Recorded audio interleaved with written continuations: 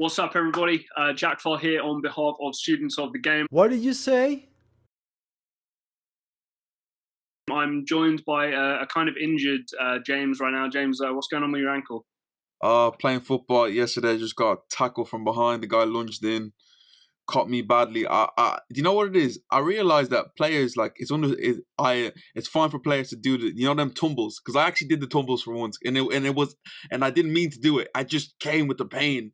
Right. But yeah, I'm gonna get the doctor to sort me out, but I might be out for a few weeks, guys. Unfortunately. Harnessing you're in a Neymar a little bit. Oh, listen, I was doing tumbles, hand up in the air, clenching my ankle, and I can understand Neymar's pain. Guys watching at home, we haven't done one of these in a while. It was actually a very interesting week in terms of we're at match day 30 of 38. We're really kind of coming into the final quarter of Premier League games at this point for the domestic league. Obviously, we've got huge ramifications in the Champions League coming up for the first legs of the quarterfinals. And obviously the Europa League as well, the quarterfinals. Lots of big teams left in that. Arsenal and Roma left in there too. But James, first of all, I think probably the shock of the weekend. I mean, I'd say that obviously there were a couple of games that, maybe we'll get on to the Arsenal-Liverpool game. Obviously the Spurs-Newcastle game was kind of crazy. Southampton-Burnley was nuts too, but I'd say more than likely the shocker of the weekend. Chelsea down to 10 men relatively early on with that Thiago Silva red card. Second yellow was tough for me personally. It's very clear that he's going for a block, but I totally understand how it's considered as reckless. He was off the ground for parts of it. His studs were up, all this kind of stuff. But West Brom, obviously, with the extra motivation that they have from that and the man advantage, made it their own with 5-2. Just as a bit of background, Big Sam Allardyce said we need to win 6 of 9 games. That's now 5 of 8. James, what did you make of the game? So this match happened when I was at the game, so I was just keeping tabs on it, but it shocked me a lot, because when Chelsea take the 1-0 lead, I'm thinking, okay, yeah, it's going to be business as usual for Chelsea. Quick 2-0, 3-0, easy money for them. When they go a man down, I'm still thinking Chelsea are still going to go on and win this game. It's at the bridge, Mm-hmm. West Brom haven't been great this year, but you talk about a team turning it around, and it's not just they turned it around, but it was the way that they did it.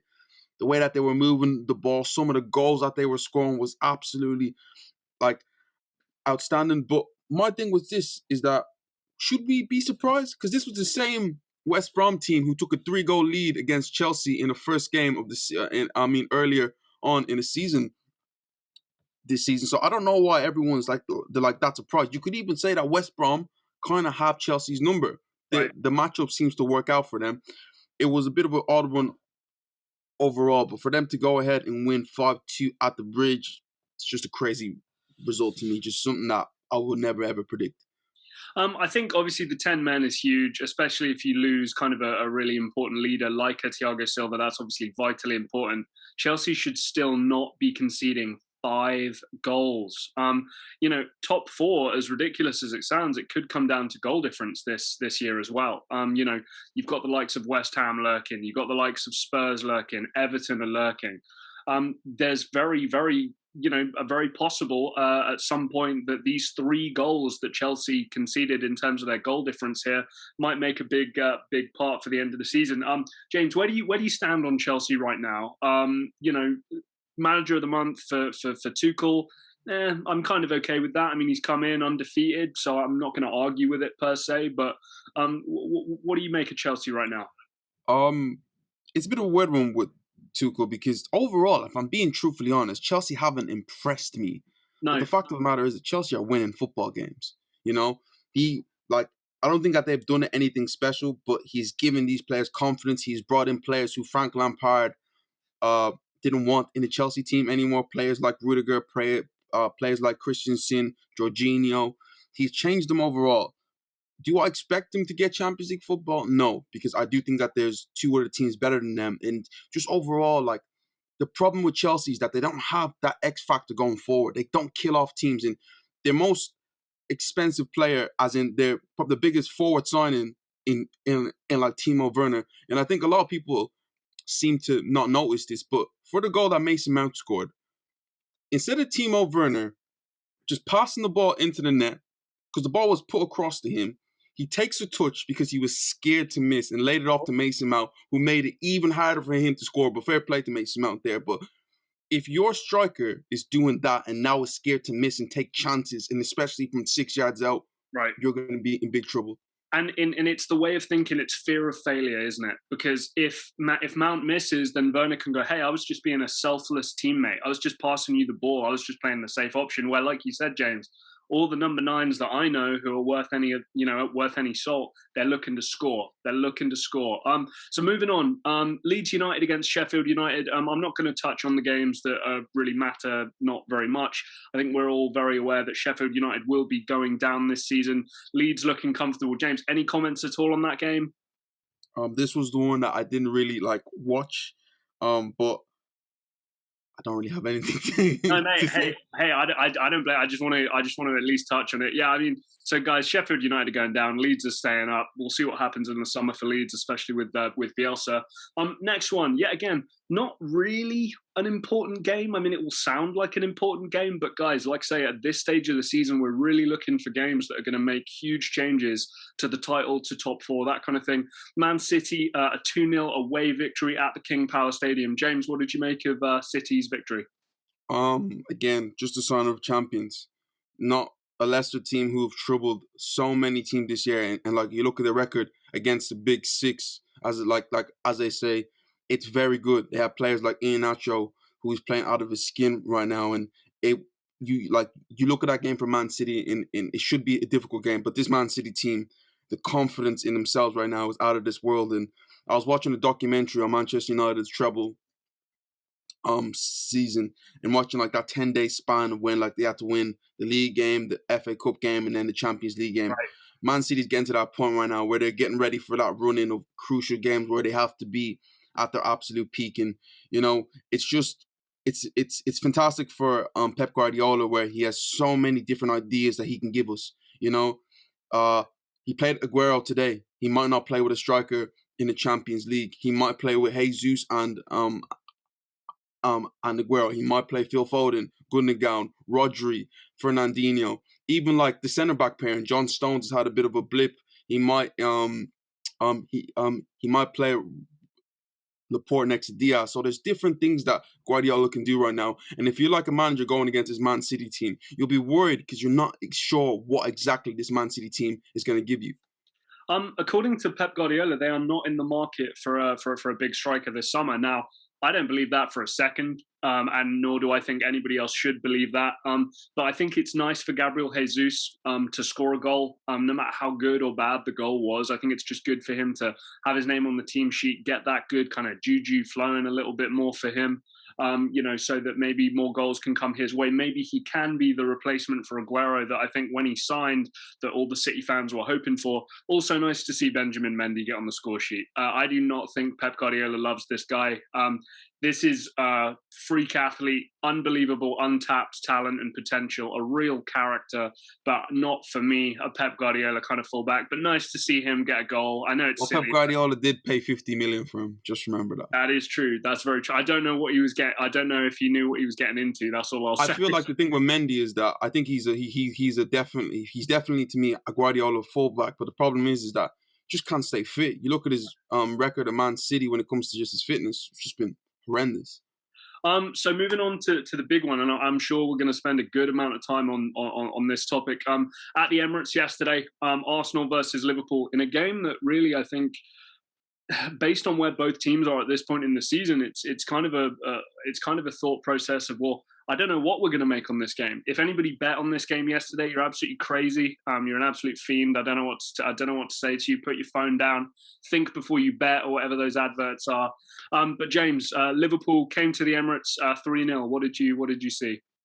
So I was making food and going in and out of the game, and maybe my interest of the game shows me how I feel about where the club's going right now and how much do I care about what's going on in the league for Arsenal. that was an absolute pathetic display. I'm not. I can't shape it anywhere and give any confidence to the team at all. No matter if it's Barcelona, Real Madrid, Liverpool, when teams come to the Emirates, I still expect Arsenal to win. You know, Right. I still expect Arsenal to show a performance. They showed nothing there. I felt like we were playing at Anfield, and Mikel Arteta wanted to set out in the cup game to just kind of hit them on the counter attack without really doing anything with them. Liverpool were fantastic and probably should have taken the lead in the first half, but then like Diego Jota, what more can I say about this guy now? He does it for Portugal, and now with Liverpool, it's like, yep, it's Jota, and who else are you going to put around him at this moment? And James, he was a sub. You know, we have to remember that he was a sub, and he got a brace. You know, he's and thing about Jota is that he's not scoring just one type of goal. It's all types of goals. He's scoring a headed goal. You know, he's getting played in behind. His second goal, that second goal where he followed the run in, I thought that's exactly what you want from your wide forward. You know, and like it just shows you what would happen if Jota was available for them 10 or so 15 games where Liverpool on this bad run. Right. He makes such a difference to this Liverpool team. And it's crazy to think that a player from Wolves who you didn't really look at. Let's be honest. When Liverpool signed him, you're like, 35 million for Jota? Really? Yeah. I think he came in like a lot of the Wolves signings. You hear a bit of buzz about these players. Like, for example, the one I was most excited about, obviously after Ruben Neves, was Leander Dendoncker. I was so excited about him from kind of hype I'd seen about him from people who are invested in putting a lot of time into youth football. Came in, played a little bit of centre back, is now kind of playing in that more midfield role where we like him. And yeah, I think it's this strategy that Wolves have got, which is the slow building blocks to being one of those top 6, top 8 teams in the Premier League, and a force to be reckoned with. The other conversation I just want to open up, James, as well. Just leaking mine and James's direct messages on Twitter here a little bit. We had a little bit of a conversation just about the general status of Arsenal and where they're at. And I was putting down into words with James that I honestly believe at this point, in terms of squad strength, that Arsenal have maybe anywhere between the 7th or 9th best squad in the Premier League, which would suggest that a 5th or 6th place finish would potentially be considered as overachieving by comparison to the other squads in the league. James, obviously you did respond to me, and we did kind of talk that out a little bit, but just so that the guys at home can hear your thoughts on that, what did you make of that statement from me? Yeah, we're talking about squads, and then I looked at the Arsenal squad, and I look at the way there are Champions League, there's Premier League winners there, there's internationals there, players who won leagues in like different countries there. This is like, overall, when you look at the names, it's not a bad team. Right. Do I think this is a good enough team for Arsenal? No, but it's not a bad team. But to look at the record that we are right now and look at the team we are underachieving in so many ways. I look at, for instance, this Liverpool team. Let's really break it down. You look at the whole team. Like, is Jordan Henderson that player? No. Is Gini Wijnaldum that player? Mo Salah, he only became great like 4 years ago. The exact same thing with Sadio Mane playing for Southampton. These are not big names, but they gel and then they become a team. It's the exact same thing when I look at a team like Leicester City. We're talking about, what's the better team? Who have the better squad? Arsenal, Leicester City. If you're being truthfully honest, looking where both squads come from, Arsenal squad is better, an overall squad. But like the fact of the matter is, Brendan Rodgers is getting the most out of this Leicester team. This is overall, I don't think the Leicester team is amazing. We spoke about Iheanacho, Ayoze Perez. Do they really light you up and you're like, them guys there, wow? No. Right. But at the end of the day, Brendan Rodgers is getting the best out of these players, and they're 3rd in the Premier League. They have no right to be. Mm-hmm. When you look at the rest of the opposition there, you look at Chelsea, they've spent so much money, but To defend Leicester very quickly, I think their midfield is, I mean, arguably second best in the league. I'm really very serious about that. And defensively, they are very strong. But James, just quickly before we move on here, I've got two scenarios for you. So we can agree Arsenal won't make Champions League and won't make Europa League through the league table. Is that a fair? Okay. So Arsenal win the Europa League. Arteta, stay or go? Oh, if he wins the Europa League, you definitely give him another opportunity, without a doubt. Okay, so lose the Europa League either in the quarters, the semis, or even the final itself. Arteta, stay or go for you? If I'm being honest, I just want to see a bit more pressure given. You know, regardless of Arteta or someone else, I just want to see, like, I feel like with Arteta time, it's a bit too it's a bit too comfortable for him. It's almost like, okay, we can lose 15 games and sorry, I'll still get 4 or 5 seasons. No, it's not good enough. Can you share your stat about the shots thing? Oh yeah, so Arsenal. Okay, just give me 2 seconds, guys. We will move on, guys, but I feel like if we have a resident Arsenal fan here, it's something we need to talk to him about. So Arsenal since 2003 have hit what's it called again? So Arsenal have managed 3 fewer shots in a game at the Emirates since 2003, and that's happened only 5 times. So let's say we've had 3 or 5 fewer fewer shots at home, and it's happened only 5 times. 4 of them have been under Mikel Arteta, and that's just blatantly not good enough. Right. At base, I've grown up watching Arsene Wenger and what he's done for us, and rather you like him or you don't, one thing I've always identified this football club with is their tenacity to go at teams, and at times it could be to our detriment, where we can go away to a Man City or a Chelsea and get blown away. But at times when I watch this right now, it's just, if we're given nothing going backwards, going forward, it's just non-existent. Players are not playing to the level. I totally agree with you. I think the only time I would ever accept, as a fan of a team, I would ever accept 3 shots or less from a Roma team, for example, is if we only concede 0 or 1 goal. To concede 3 goals, but then not also have the defensive, not have the offensive fortitude to then have a couple of shots it's very poor, isn't it?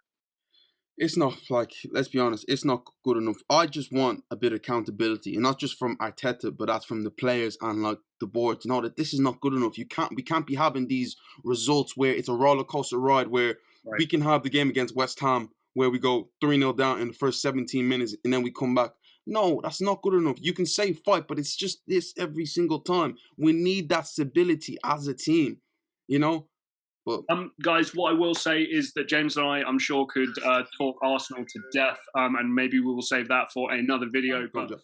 So moving on to another team in North London, it was a kind of a brace within a 5-minute period for Harry Kane. A goal at 30 minutes, a goal at 34 minutes.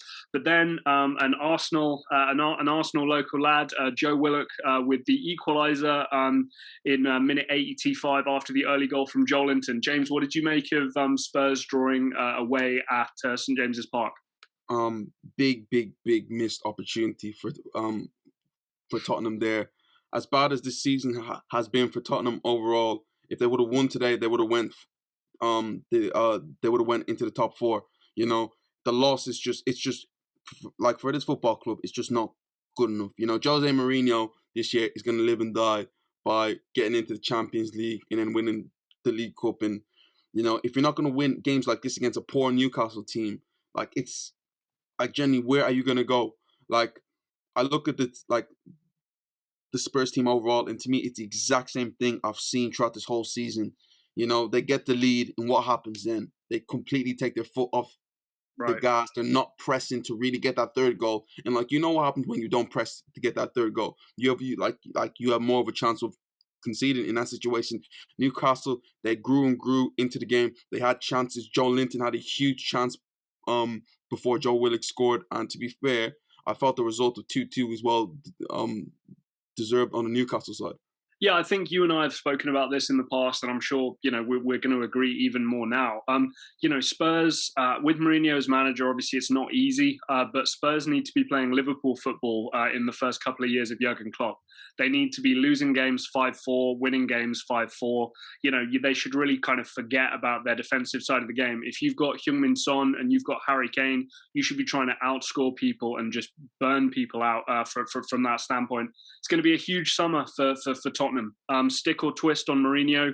Harry Kane potentially expressing his desire to leave as well. And then obviously there are some huge holes across that pitch which they need to look into for the transfer market. So big summer coming up for Tottenham Hotspur.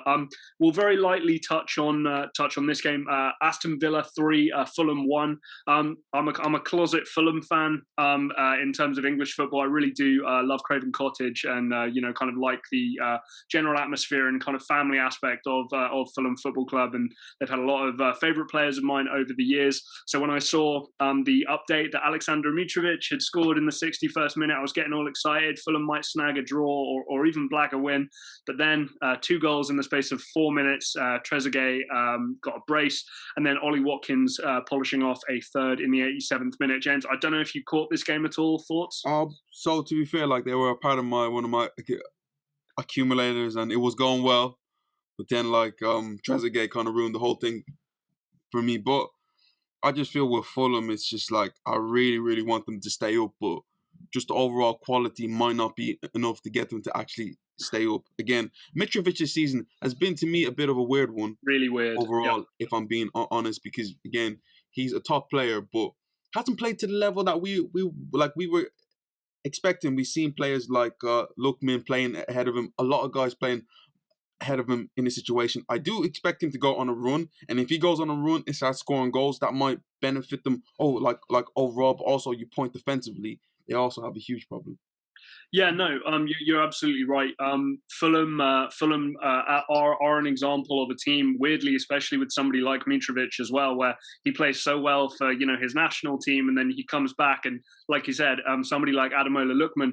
I like Ademola Lookman, but he's never going to hit the heights that Mitrovic is capable of. So it does look like, especially with the 2 or 3 teams above Fulham, that Fulham are probably destined for the drop. So moving on to kind of the final game of any sort of importance. Manchester United, Brighton at Old Trafford. An early goal from Manchester United old boy, Danny Welbeck. Obviously, it's great to see him playing and scoring goals. Has suffered a great deal from injuries from his time at Manchester United, his time at Arsenal, and now his time at Brighton. Maybe he spent some time at Watford in there too, if my memory serves me correctly. But then, a goal from Marcus Rashford. Nice assist on Bruno Fernandes's part, and then a good kind of poacher's goal from Mason Greenwood. James, did you catch this game? What did you make of it? I didn't. Do you know what it is? I said I was just so sick of watching football. I was like, nah, I don't want to watch it. But I was keeping tabs on the game. Danny Welbeck, for some weird reason, has a love for playing against Manchester United.